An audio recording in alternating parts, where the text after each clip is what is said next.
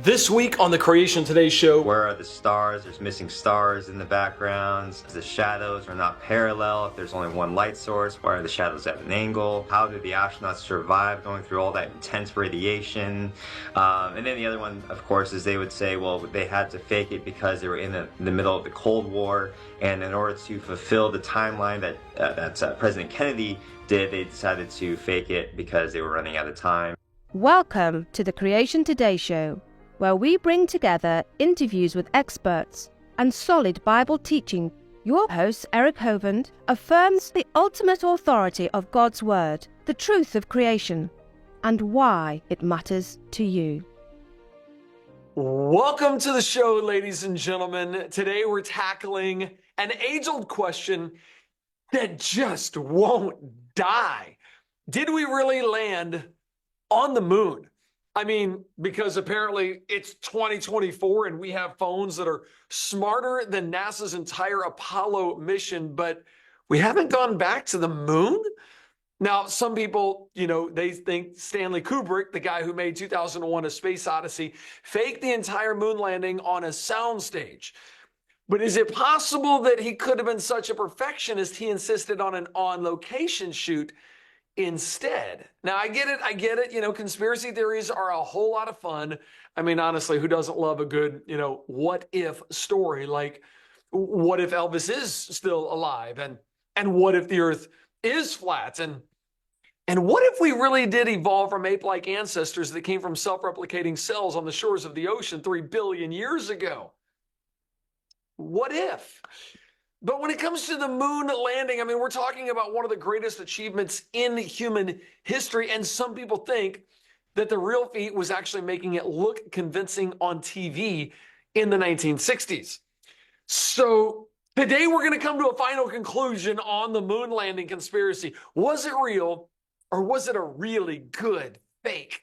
Strap in, folks, because today is going to be one small step for logic and one giant leap in common sense. Now, if you're new to the Creation Today show, we are not always this weird, but when we are, people love it, or they hate it because they disagree, like Mike on social media, who said, "We did not go to the moon." Okay, Mike, either way, our main mission, get it, mission? Our main mission is to disciple the world one person at a time. We want to turn the stumbling blocks that keep people from seeing Jesus as the creator and redeemer of mankind into stepping stones on their journey to know the truth about God. Now, I got big news for you guys today. Big news for this show, the Creation Today show. Today, this show marks our 400th show. And I just want to say, guys, to the team, congratulations. All of you that work behind the scenes tirelessly to make all this happen. To my former co-host, Paul Taylor, Marianne Sheckelman, Ben Shetler. Man, guys, thank you for making these amazing. To the guests that I've had on the shows over the years who have brought incredible knowledge, incredible information to our people watching, to our viewers. Thank you, guys. It truly has been an incredible journey. And the fact that these shows now have been seen literally by millions of people around the world, honestly, we just feel blessed to serve so many people the truth in such a simple to understand way. The social media viewers out there, guys, thank you guys for joining us. Please hit those like and subscribe buttons. We love it. And if you want to get the full thing, come on over to creationtoday.org, where we get to explore creation today. Hey guys, in order to have an intelligent conversation on this whole moon landing business, I've invited both an astronomer and a rocket scientist to join me to help us decipher all the information that's out there. Guys, would you please help me welcome Master Rocket Rob Webb and Dr. Danny Faulkner, two friends, both from Answers in Genesis, and we'll find out if they're really Freemasons or not, because to have a good moon landing episode, you got to invite the Freemasons. Guys, are either one of you guys 33rd degree Masons? Is that because we kind of need one of those to actually have a good conversation about this, or are you guys part of the conspiracy cover-up here? Danny's got something in his office you can show. He's a little letter opener. Yeah. Danny, are you got a Masonic symbol on you there? Oh, I got a Well, while he's finding that, Rob, There we you got go. a NASA shirt I on. got a mason jar. Does that Okay. count? There you go. Mason jar. And I do have a set of dividers that go in there as well. Oh, oh, Usually oh, call that a compass, though. But oh, that's funny. I do have I do have a letter opener here that belonged to one of my grandfathers, and it's from the 150th anniversary of the Grand Lodge of Kentucky. And a lot of people out there think I'm a Mason. They said, "See, he proves it. He's got that letter opener." I said, "Yeah, I was there when they had the 150th anniversary. See, he's admitting it." Well, folks, that 150th anniversary was in 1950. Just how old do you think I am? I don't know. I think my grandmother may have given this to me. I don't know. But anyway, it's just a memento of my grandfather, my grandmother. But I'm not a Freemason, never have been a Freemason. I don't think I could join if I wanted to. So, no, I'm not a Freemason. Now, what about you, Rob? Rocket Rob, you were part of NASA, so you're definitely in on this whole conspiracy thing, right? I mean, are you going to even tell us the truth today, what we really want to know? Yeah, I'm not a Freemason, but I was part of the NASA rocket science industry for many years, and so that's a four-letter word I've got right here. Made sure I wore my spectacles for this episode, and yeah, I worked on a lot of fun deep space program missions. As part of the Parker Solar Probe, the first mission to touch the sun. I sent spacecraft to Mars, Jupiter, asteroids, but I've never sent anything to the moon. So there's that. So we're going to take what you say with a grain of salt, okay, buddy? We're That's just going to right. kind of make sure what you're telling us is the truth. Okay, how long have you guys been hearing about this whole moon landing conspiracy? When is this kind of a new phenomenon, or ever since the 60s when we went, according, it landed in 69, has it been something that's been kind of questioned all along, or is it kind of a new development here years later? He's I been think around a lot longer than I have. He can speak to the. I think Danny's like, I know, I was there when it was invented. I think there have always been people who doubted it. When I was in high school and one of the Apollo missions was going on, probably around 1970 or 71, I had a great uncle. He was at that time probably at least 80 years old. And he was on television and he didn't believe it. He said, they're up on some mountaintop or hilltop filming this. He never gave us any reasons why. So there's been people always kind of doubted it, but they were in small minority. There was in 2001 or 2002, there was a documentary that played on the Fox network, not the Fox News network, but the other network, the one with the Simpsons and other programs on it. And it was an hour-long documentary. I watched that at the time, and I thought, well, that's interesting. Then there was a funny thing happened on the way to the moon, made shortly thereafter. And it really took off, though, about 10 years ago. I think I first kind of got reintroduced by the Flat Earth movement, which we're not talking about today. But I generally don't talk about it with them because even if we didn't go to the moon, it doesn't mean the Earth isn't spherical. So I think most Apollo moon landing deniers are globe earthers, and so we just need to set that aside for the time being. But yeah, it's been growing a lot over the past 10 years, and I blame that on social media, YouTube videos, things like that. People need to unplug and go out and talk to people and get a life rather than just sitting around and watching videos all the time. Not that there's anything wrong with watching some videos. It's just that's all you're getting all your information from. It's not good. Just for me, I mean, at the Creation Museum at the Ark Encounter, I give lots of talks, and I won't even be talking about space. I'll be giving a talk on creation and evolution. But because they know I used to work for NASA, immediately their very first question, rather than asking me about the presentation itself, they'll ask me, "So, did we really go to the moon?" And they'll kind of probe me there. And to be fair, like Danny was saying, not all of them will be a flat earther. Many of them do believe that the Earth is a globe. They do believe that space is real, satellites are real, that we've even been to the International Space Station. They just doubt that the Apollo missions actually happened. And so I actually got so tired of answering questions on a month-to-month basis. What I did is I made myself a little business card, Answers in Genesis business card. So I simply just hand this out to people, little QR code, and it takes you to one of the articles I wrote on our website, answersingenesis.org. Just type in there moon landing, you'll be able to read it. So that way, just save me some time. People can go and find the answers for themselves. And that's a pretty long article, right? I mean, you took time really going through the different arguments on that article. 6,000, 7,000 words, not counting footnotes. So yeah, I put a lot of detail. I probably could have put even more, but I wanted to keep it at least not, novel length or book length there. So. For me, it was probably a decade ago that this was coming out and the flat earth was becoming a big movement. And I started wondering, okay, let me look at these arguments. And you really do. I mean, there are some arguments that sound incredibly convincing. And I want to make sure we cover anything that's relevant today. But I happened to be somewhere where Colonel Jeff Williams was, and he's a guy who's spent, ended up spending a lot of time on the space station. And I asked him, I was like, I'm in California with some guys at ICR out there at the time. And I'm like, well, this is my chance. Like, I feel like an idiot, but this guy's an astronaut. He's been there. He's, supposedly been to space. I'm like, I want to find out. Like, am I allowed to ask, like, did we really go to the moon? And he's like, yes, we went to the moon. So I was like, okay, all right, So what are the arguments people are using? I mean, I've heard of, the flag waving and the dust argument, there's no crater and there's no stars in the photographs. So can we start picking some of these arguments that people are using to say we didn't go to the moon or that it was faked, and talk about why we would claim that? Why did we go to the moon in the first place? And then how do we fix these problems that people have when they're looking at that? I remember the flag wave argument that came from that movie over 20 years ago. I saw on Fox Network, and it was they showed the video of the astronauts there, and they're standing there with the flagpole, and they're turning the flagpole, and sure enough, the flag is waving like there's a breeze blowing on it. So see, that's impossible. There's a vacuum of space. There's no atmosphere on the moon. And I had to laugh because it was pretty obvious what was going on. People may not realize it today, but I remember this being discussed because I was a teenager at the time during the Apollo program. The flags they put up had a little wire that ran along the perimeter of the flag, because if you just simply had a regular flag and you put it up there with no wind on the moon, it's just going to hang down and you can't tell what it is. So in order to make it stand up like a flag is supposed to, like there's a big strong wind blowing it, they put that little wire frame around it.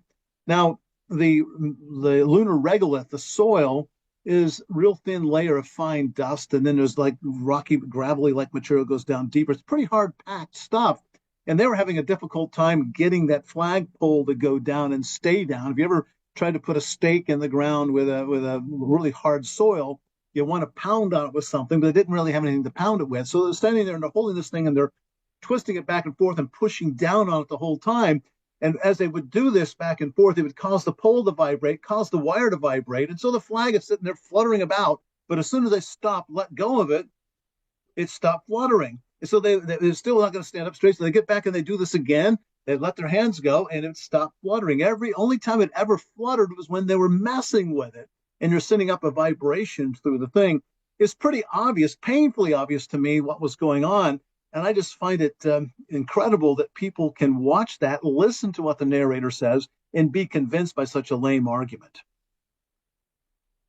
The other ones I hear all the time is, where are the stars? There's missing stars in the backgrounds. The other one I hear all the time is the shadows are not parallel. If there's only one light source, why are the shadows at an angle?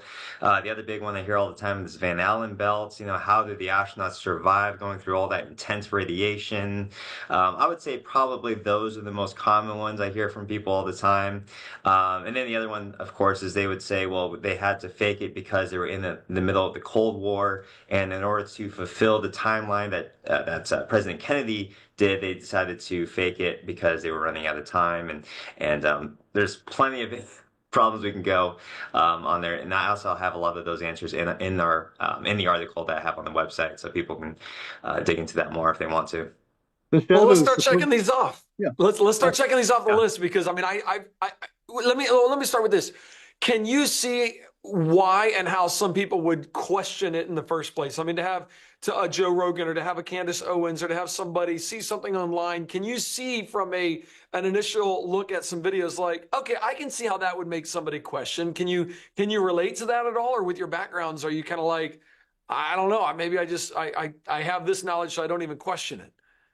Well, I Yeah, think criticism is healthy. I think it's good to be able to question things and know why we know what we know. That's one of the things I really respect from even just from the flat Earth community, the flat earthers that I interact with is, it's the question of epistemology. How do we know what we know? So I do respect that because a lot of times, if you ask someone, how do you know the Earth is a globe? They'll say, well, I was just simply taught it.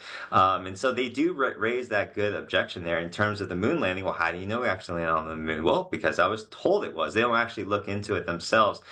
So what I'm saying is, do we accept every conspiracy theory or do we deny every conspiracy theory? It's not really intellectually honest to be able to have both of those ditches. You really have to have a case by case type of thing when you look at these conspiracy theories and like you were hinting at in the beginning of the show, us creatures, we just really I don't know why, but we have a gravitation towards conspiracy theories and that what if question.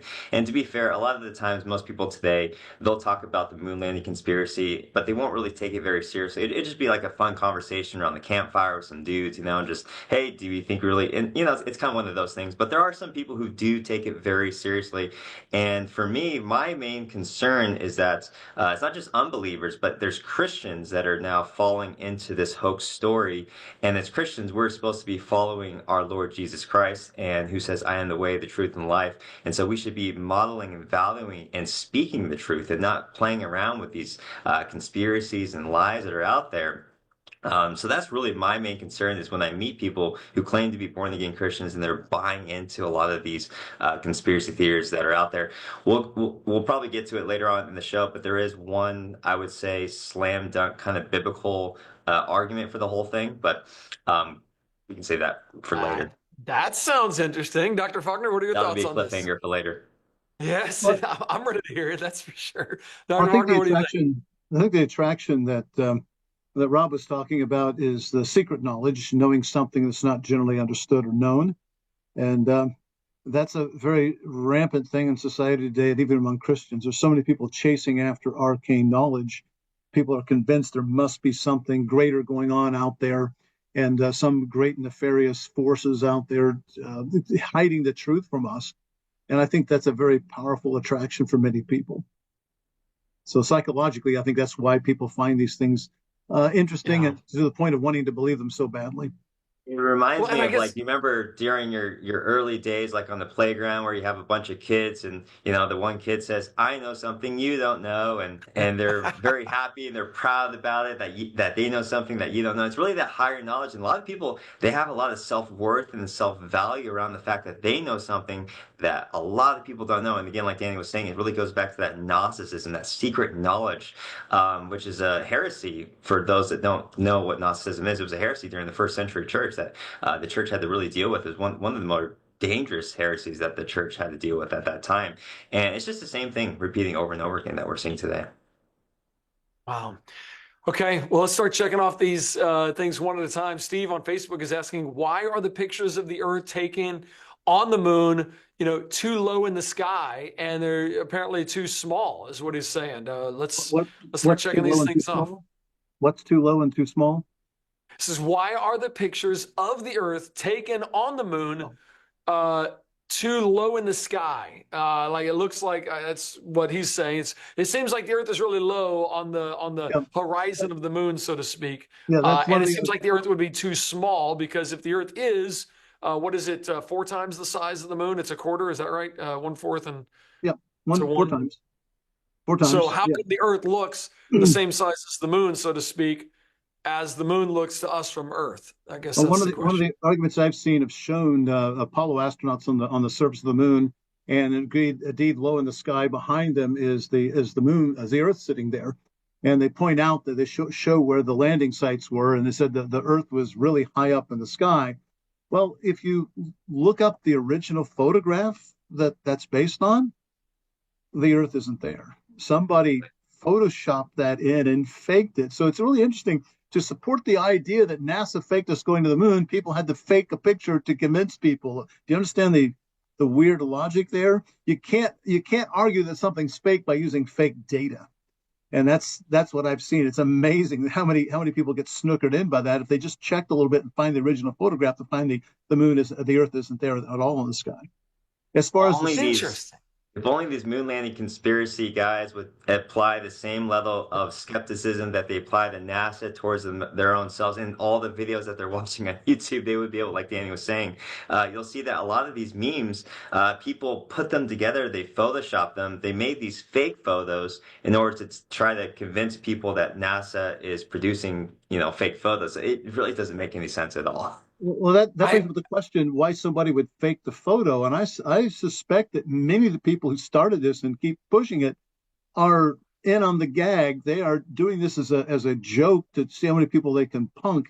When I was watching that Fox network program over 20 years ago, throughout the thing, I kept thinking, this is so bad. I think the producers of this were putting together something just to play with people. And it's just really kind of funny, but sad at the same time that millions of people were convinced by it. And I think there is something nefarious going on, but it's the pranksters who are making you think it was faked who are really the nefarious agents involved. They're making fun of people who are gullible enough to believe their arguments. I've always wondered if it really gained popularity, of course, with the advent of social media and YouTube and things like that. But once things got monetized, once you could get paid for, people watching your video, now all of a sudden it's like, boy, why not create videos that bring things into question so that you can get a lot of views, so that you can make a lot of money? And I've even seen atheist friends of mine that will post stuff, even on Twitter now, on X, because they're monetized and they have no desire to know the truth. All they are doing is creating information and creating posts that will create conversations, because the more conversations, the more people to see it, the more money they make. And it really comes down to a money thing for them, not a search for the truth. And that's been frustrating for me to watch that happen with my friends who are atheists out there in the world of social media.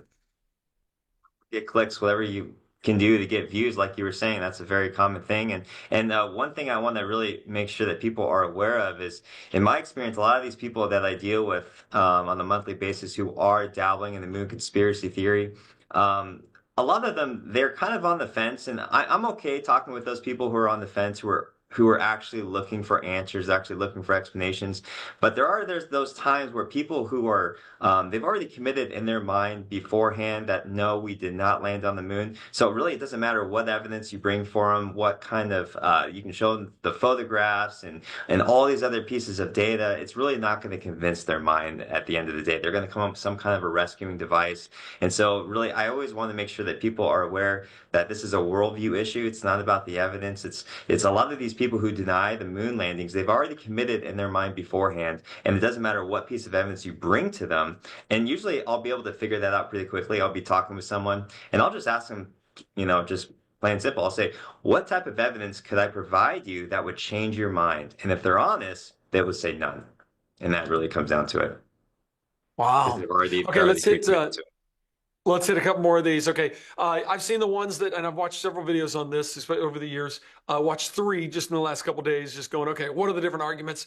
What about the shadows are at an inconsistent angle with one source of light being the sun? It looks like there were at least a couple sources of light, because you got a shadow angle that looks like this and a shadow angle that looks like this. And when you draw the lines on those, they actually come and intersect instead of being exactly parallel. Any thoughts on that, guys? I remember that particularly. The other one I really remember from that documentary over 20 years ago was that one. And I had to laugh and yell at the TV at the time, because they obviously were drawing the lines wrong. I mean, I know about light, I know about shadows, and they were drawing the lines wrong. And it's painfully obvious to me that they were. So again, this is a sham argument. That's, these 2 arguments I've just talked about, that and the flag waving, those were 2 that stood out of me as being so obviously bogus. I was amazed anybody would fall for it. And it made me think that the people putting together that video, that documentary, were just pranking people and seeing how many people they could snooker with their argument. So our lines were just drawn wrong.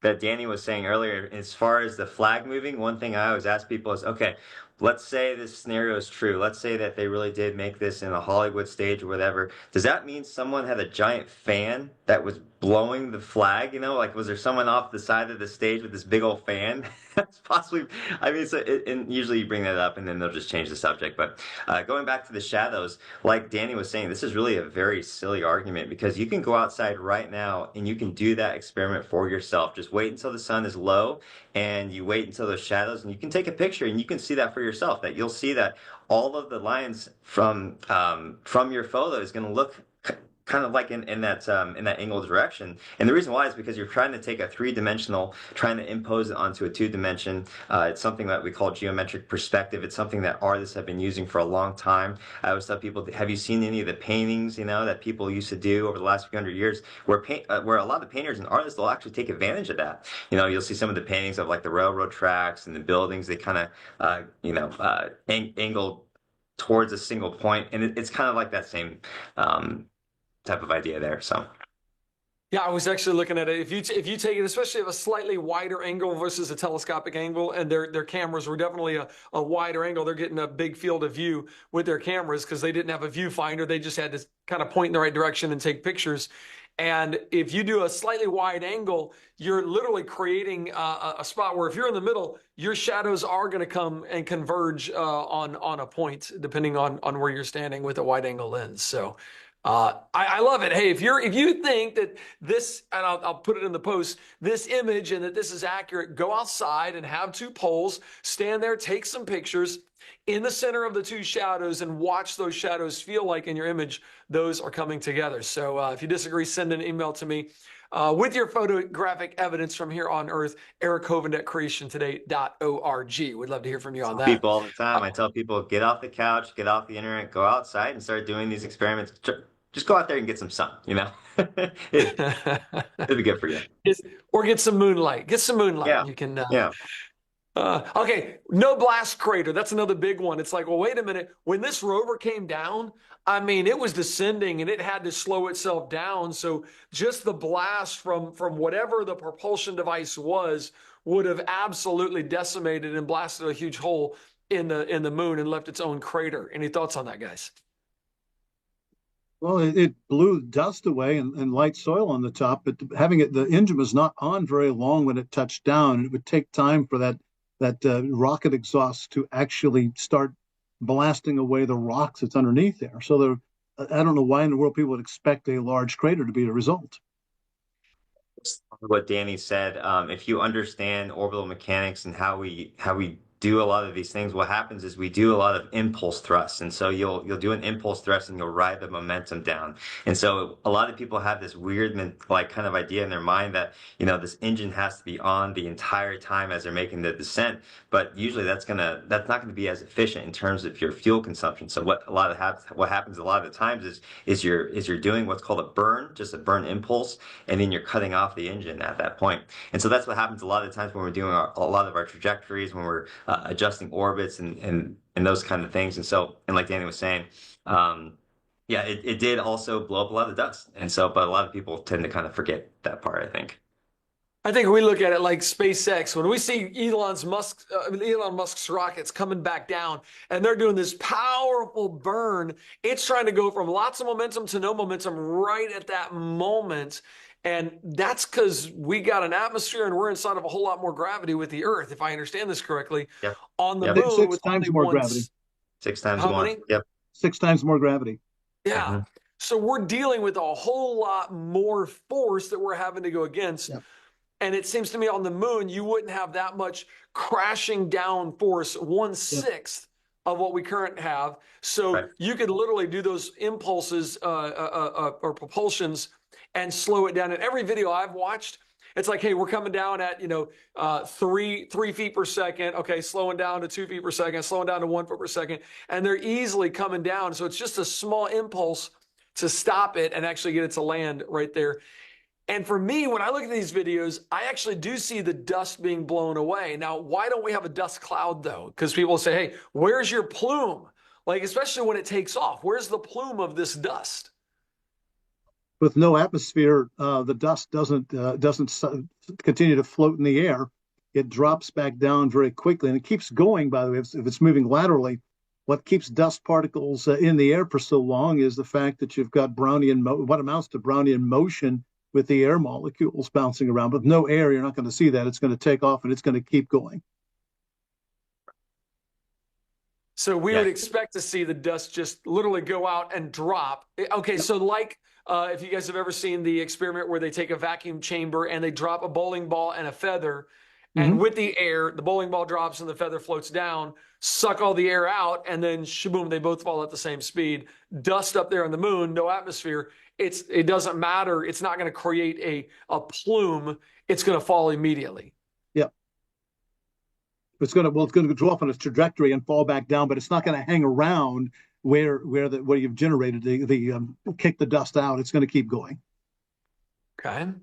All right. What about one more before I gotta let social media go. We didn't even get to Rob's good one. Social Gonna media. say, I'm so before we let sorry. social media go, should we bring in the clincher argument here, Danny?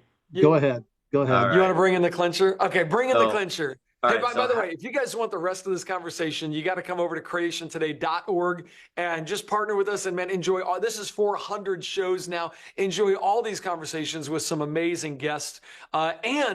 And before you go, after Rocket Rob gives you the clincher here, hey guys, Answers in Genesis has an amazing organization. I would love you to go to check out answersingenesis.com and just type in, like Rob said, moon landing. Read his article there. Dr. Faulkner has several books that he's written that would be great on astronomy.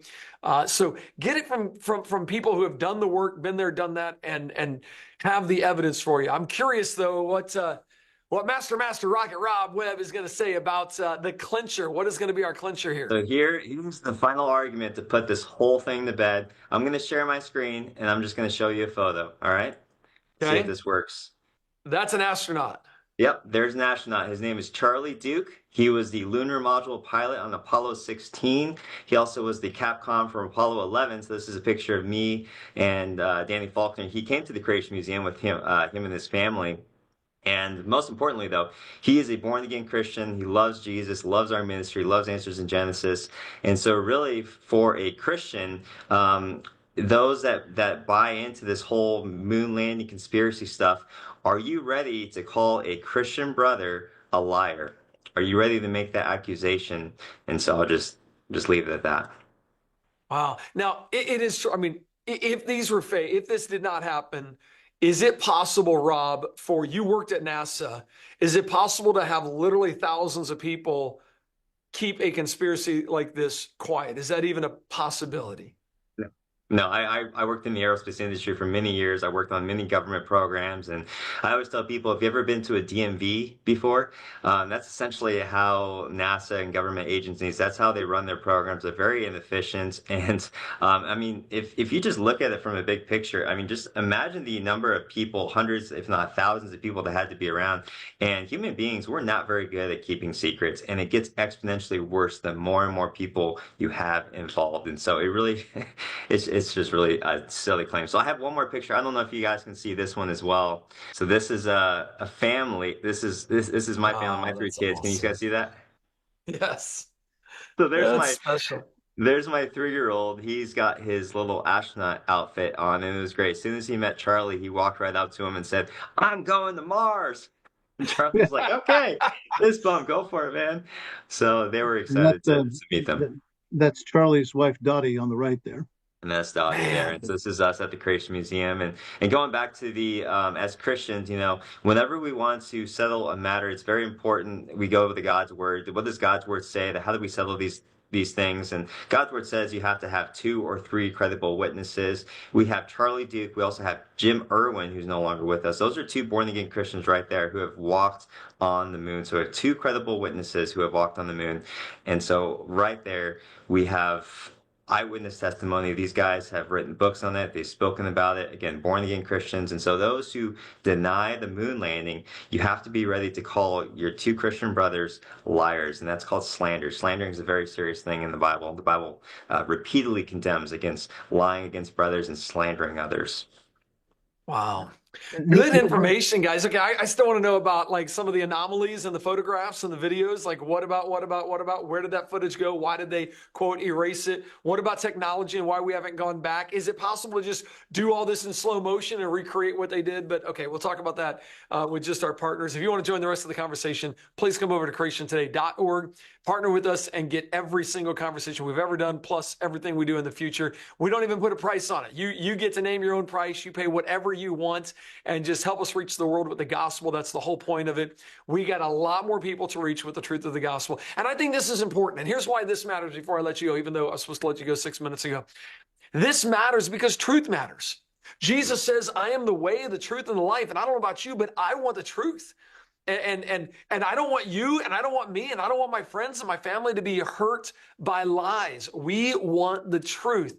Jesus says the truth is what's going to ultimately set you free, and I want you to be free. So keep studying these truths. I encourage you to check this out. Check out the articles on the websites. But even going deeper than that, I mean, there are people that claim Jesus never existed. You need to look in that one because he did. Jesus didn't die on the cross. He didn't raise from the dead. I'm telling you. These things have so much information, so much evidence, including God's word as the foundation, that if this is true, it has big implications. And that's why this is so important. All right, I look forward to seeing you guys next week. Should be a fantastic conversation next week as I'm actually talking about world religions, and we're going to go into the Catholicism and say, all right, who's right? Are the Catholics right? So some of you are Catholic and you got friends that are Catholic. I got to tell you, the whole Pope endorsing evolution was a big problem for me. We'll talk about that next week. See you guys then.